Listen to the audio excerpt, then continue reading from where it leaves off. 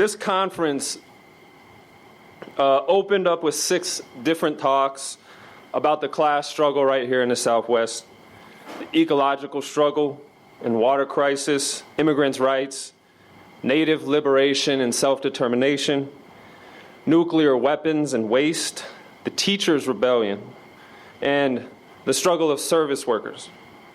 The PSL in the Southwest supports and is involved in all of these struggles and movements and more.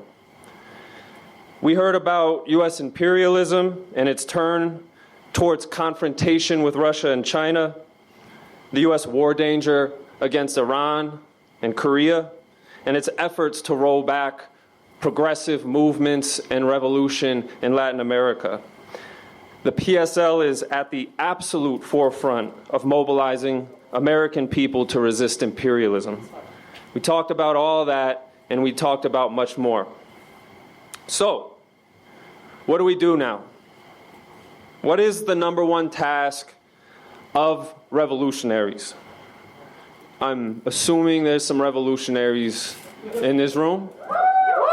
All right. This is really the most important question to ask at the end of a conference like this. The question, what do we do? What is the most important thing to do? And I say a conference like this because if you look around you, if you look around a room, all you see is, and I hate to point out the elephant in the room, all you see is poor people. You all look good, don't get me wrong. But I don't see any billionaires in this room, and I don't see any millionaires in this room. All I see is people that work for a living, or people that want to work for a living, or people that have already worked most of their lives. And if you live in America and you work for a living, unlike the billionaires and millionaires who don't work at all, that means there's a 1 in 2 chance that you are poor, or just a breath away from being poor. And I know we're not supposed to use the word poor. I know that we're all supposed to pretend to each other that we're in or close to something called the middle class. But here in the PSL, we don't talk like that. We don't talk like the Democratic Party. We're not afraid to say the word poor. We're not afraid to say that we're a party that fights for the poor. We're not afraid to say that we're a party of the poor, from the top to the bottom.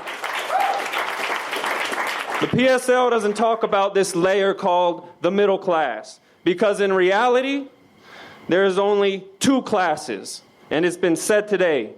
You are either in the working class, like all of us in this room, or you are in the non-working class, like the lazy capitalist owners that don't have to work.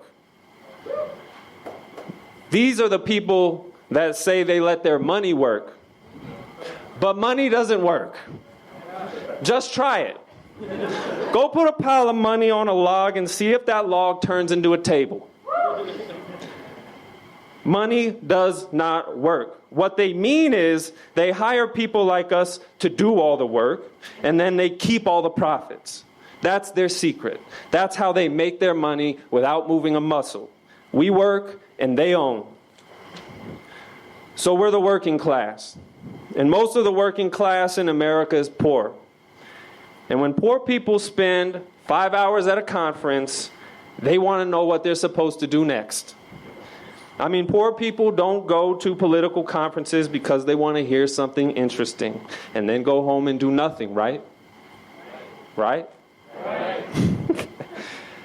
A conference like this wouldn't appeal much to people that just want to come and be intellectually stimulated, but then plan on going home and doing nothing. To be honest, people like that usually hate our conferences because our conferences are all about poor people analyzing things and then pushing each other to take action. Well, the Democratic Party, and there's the question, what kind of action?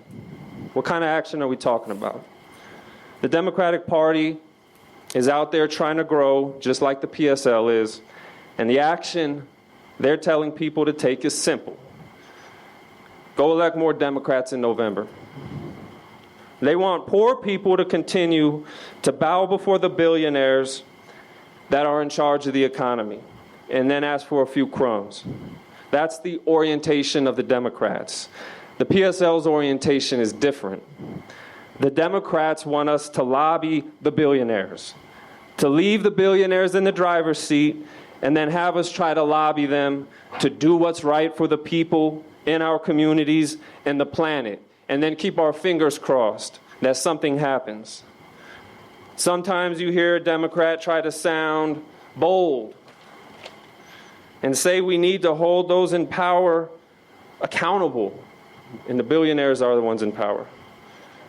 And then they tell you to go vote and start talking about a blue wave. They like throwing that word around too, accountable, because they know that's what we want.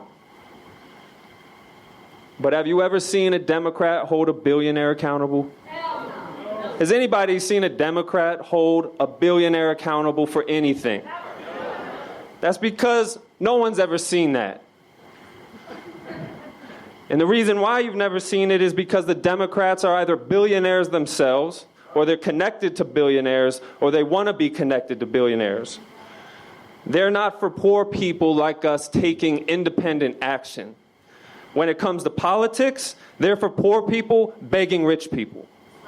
But the PSL is not about that. The PSL wants to remove the billionaires from the driver's seat so working people and poor people like us can steer for a while. When you're talking about taking political power out of the hands of one group in society, like the rich, useless owners in America and their representatives in Congress, and putting political power in the hands of another group in society, like the people who actually work for a living, and our representatives in the Congress that we're going to build, then you're talking about a revolution. So if that's what we want, a revolution, then the question becomes, how do we organize for a revolution? To organize for a revolution, it's necessary to build a revolutionary party. I mean, you don't need a revolutionary party for there to be people that fight back. There's always heroic people that are out there fighting and protesting and rising up without a revolutionary party around. But you do need a revolutionary party if you want all that fighting and all that heroism to eventually overthrow the very centralized and very repressive rule of the billionaires and the billionaire state, so that we can finally go from lobbying to planning. So that we can finally go from lobbying the rich people who plan our society around their interests and go to planning a society around what's good for all of us. And a revolutionary party must consist first and foremost of people who approach organizing for revolutionary change as a top priority. Meaning it's not just a pastime. Ecological devastation, nuclear warfare, global poverty, World War III. None of these existential and planetary issues can effectively be confronted if we approach things like it's a pastime.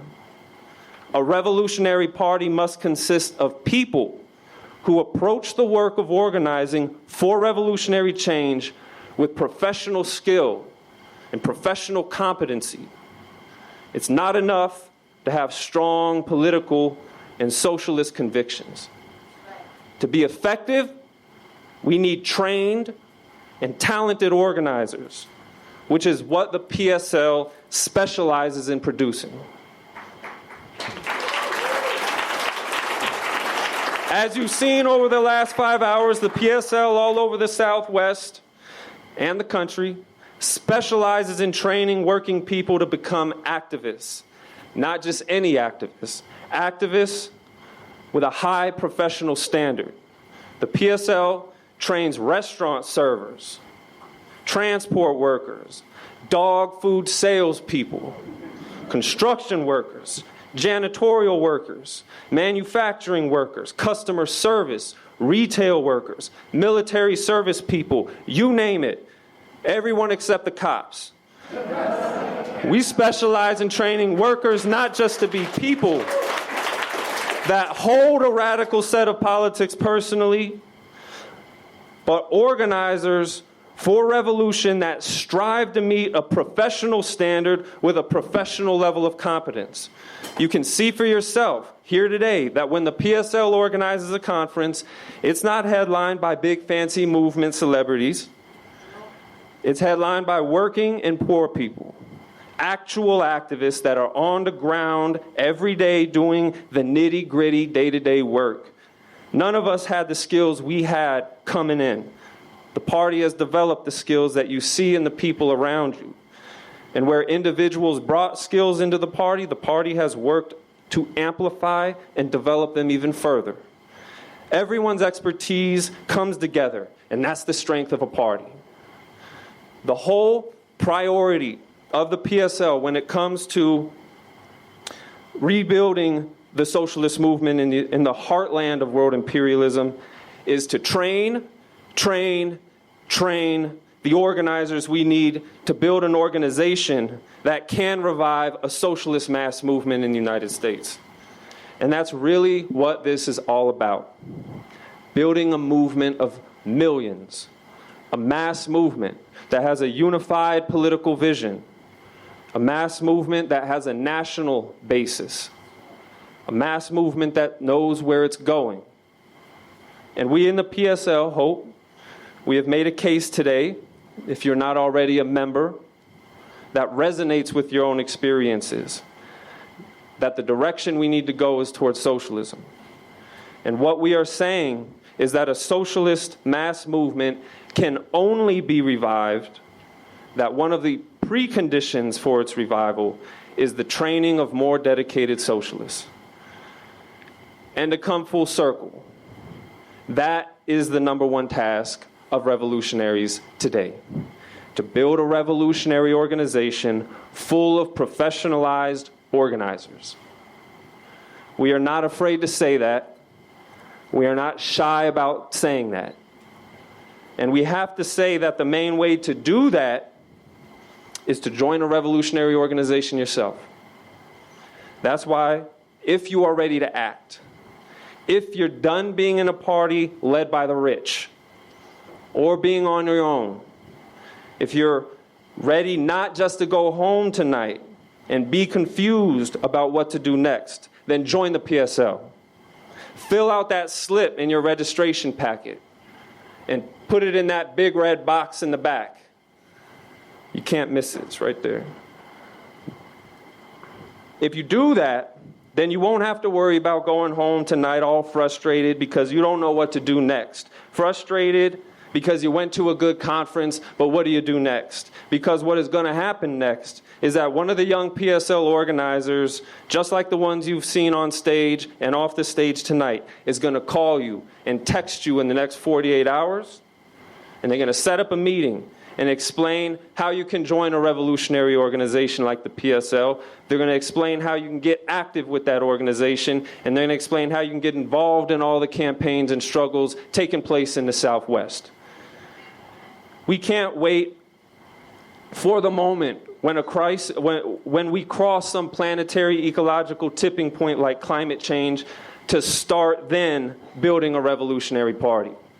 We don't want to wait for the U.S. elites to drag us into a war with Russia and China to start talking then about building a revolutionary party. Because by then, it's probably going to be too late. We need to build that type of fighting, revolutionary, multinational, socialist organization right now, and we hope you're ready to join us. Thank you.